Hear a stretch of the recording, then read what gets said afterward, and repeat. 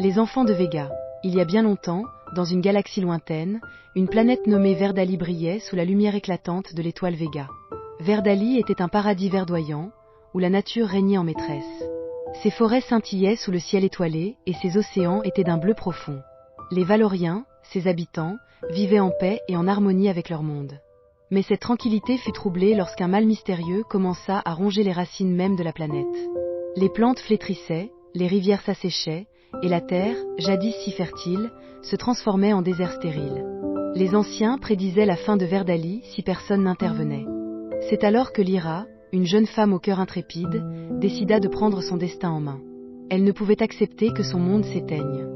Fille d'un grand leader valorien, elle avait grandi en écoutant les légendes sur une étoile mythique, l'étoile bleue, cachée aux confins de l'univers.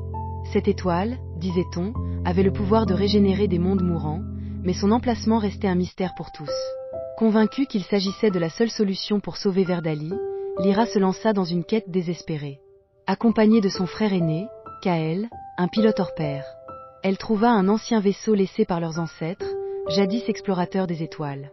Ensemble, ils partirent à la recherche de l'étoile bleue, espérant ramener son pouvoir salvateur à temps. Leur voyage fut un véritable périple. À travers des champs de météorites, des nébuleuses chatoyantes et des tempêtes cosmiques, le courage de Lyra et l'habileté de Kael furent mis à rude épreuve.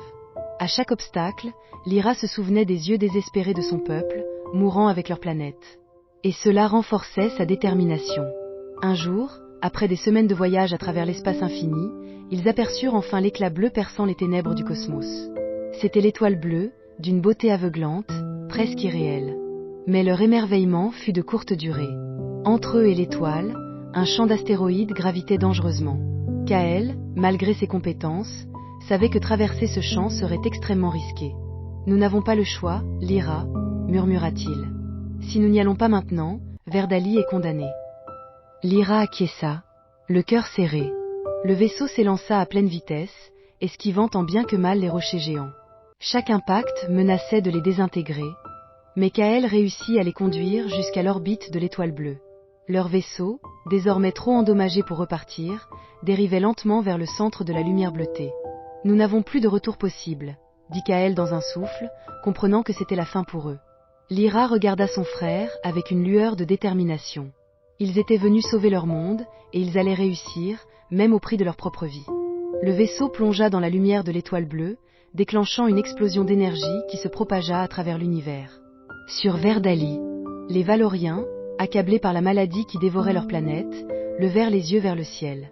Ils virent la lumière bleue briller intensément, comme un miracle.